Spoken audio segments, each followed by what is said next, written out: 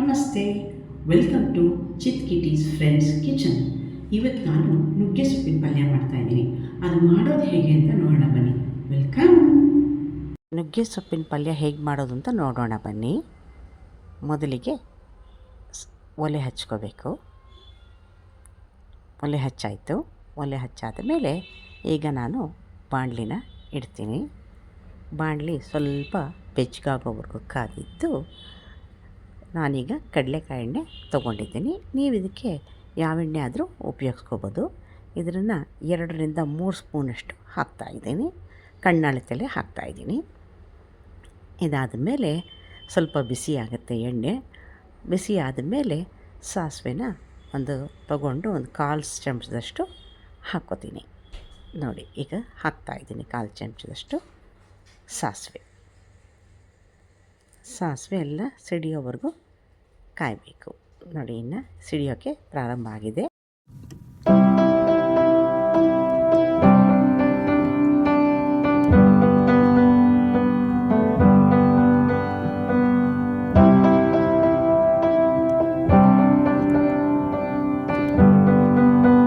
ಅರಿಶಿನ ಮತ್ತು ಇಂಗನ್ನು ತೆಗೆದಿಟ್ಕೋತಾ ಇದ್ದೀನಿ. ಪೂರ್ತಿಯಾಗಿ ಸಿಡಿದಾದ ಮೇಲೆ ನಾನು ಅರಿಶಿನ ಮೊದಲಿಗೆ ಸೇರಿಸ್ತೀನಿ. ಒಂದು 1/4 ಚಮಚ ಅಥವಾ ಅದಕ್ಕಿಂತ ಕಡಿಮೆ ಆದರೂ ಪರವಾಗಿಲ್ಲ. ನೋಡಿ, ಹಾಕ್ತಾಯಿದ್ದೀನಿ. ಇದಾದ ಮೇಲೆ ನಾನು ಇಂಗನ್ನು ಹಾಕ್ತಾಯಿದ್ದೀನಿ.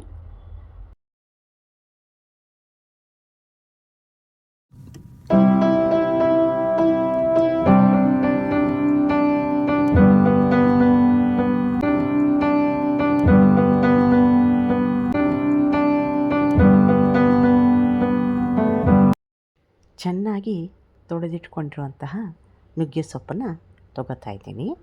ಮೊದಲಿಗೆ ಸ್ವಲ್ಪ ಹಾಕ್ತೀನಿ. ಆಮೇಲೆ ಉಳಿದಿದ್ದೆಲ್ಲನೂ ಹಾಕ್ತಾ ಬರ್ತೀನಿ.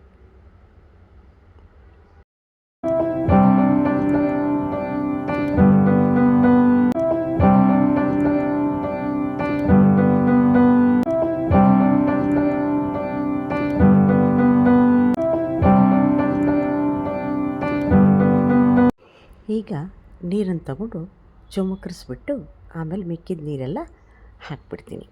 ಇದು ಹಾಕಾದ ಮೇಲೆ ಒಂದು ತಟ್ಟೆ ತಗೊಂಡು ಬಾಣಲಿನ ಮುಚ್ಚಿಬಿಡ್ತೀನಿ. ಇದು ಹಬೆಯಲ್ಲಿ ಬೇಯೋಕ್ಕೆ 2 ನಿಮಿಷ ಬಿಡಬೇಕು.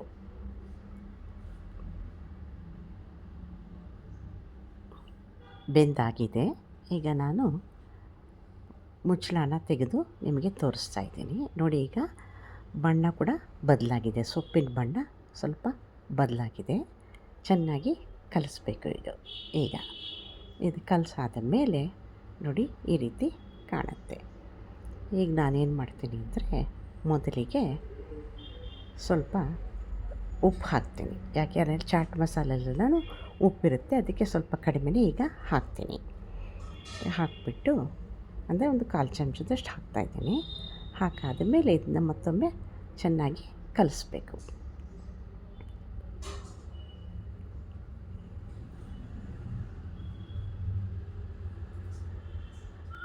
ಆಮೇಲೆ ಸ್ವಲ್ಪ ನೀರನ್ನು ಹಾಕಬೇಕು. ಯಾಕೆಂದರೆ ನನ್ನ ಸೊಪ್ಪು ಮೆತ್ತಗಾಗಬೇಕು. ಅದಕ್ಕೆ 3/4 ಭಾಗ ಬೆಂದಿದೆ.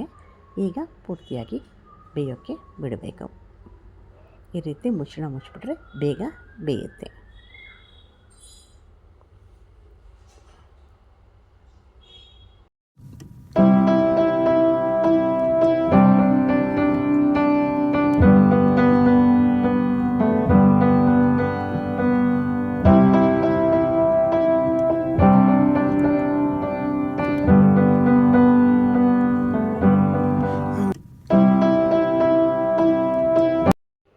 ಈಗ ನಾನು ಗರಂ ಮಸಾಲ ಪ್ಯಾಕೆಟು ತೊಗೋತಾಯಿದ್ದೀನಿ.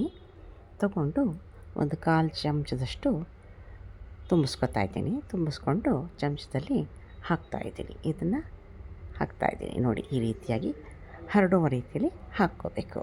ಆವಾಗ ಕಲಸೋಕ್ಕೆ ತುಂಬ ಸುಲಭ ಆಗುತ್ತೆ. ಇದಾದ ಮೇಲೆ ಆರಿಗ್ಯಾನೋ ಅದನ್ನು ಕೂಡ ಸ್ವಲ್ಪ ಸೇರಿಸಬೇಕು.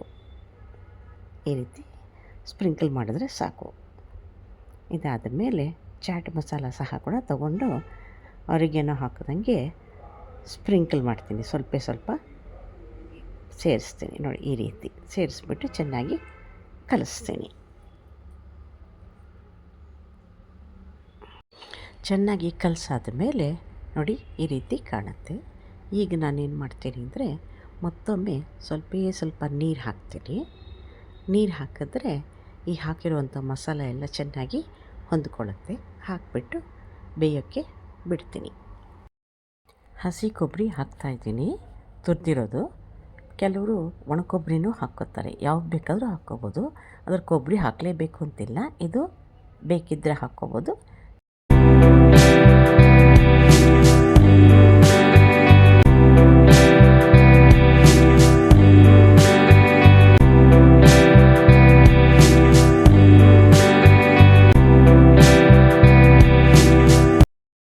ನುಗ್ಗೆ ಸೊಪ್ಪಿನ ಪಲ್ಯ ರೆಡಿಯಾಗಿದೆ, ರುಚಿಯಾಗೂ ಕಾಣಿಸ್ತಾ ಇದೆ. ಇನ್ಯಾಕೆ ತಡ, ಒಂದು ತಟ್ಟೆಲಿ ಅನ್ನ ಹಾಕ್ಕೊಂಡು ಅದಕ್ಕೆ ಟೊಮೆಟೊ ಸಾರು ಹಾಕ್ಕೊಂಡು ಅದ್ರ ಜೊತೆಗೆ ನುಗ್ಗೆ ಸೊಪ್ಪಿನ ಪಲ್ಯ ಹಾಕ್ಕೊಳ್ಳೋಣ. ಹಾಕ್ಕೊಂಬಿಟ್ಟು ತಿಂದು ನೋಡಿ, ವೀಕ್ಷಕರಿಗೆ ರುಚಿ ಹೇಳೋಣ ಬನ್ನಿ. ವೆಲ್ಕಮ್. ಮತ್ತು ಮರೀದೆ ಈ ವಿಡಿಯೋನ ಲೈಕ್, ಶೇರ್, ಸಬ್ಸ್ಕ್ರೈಬ್ ಮಾಡಿ ಮತ್ತು ಬೆಲ್ ಐಕಾನ್ ಹಾಕ್ಬಿಟ್ಟು ನನಗೆ ಸಪೋರ್ಟ್ ಮಾಡಿ. Thank you.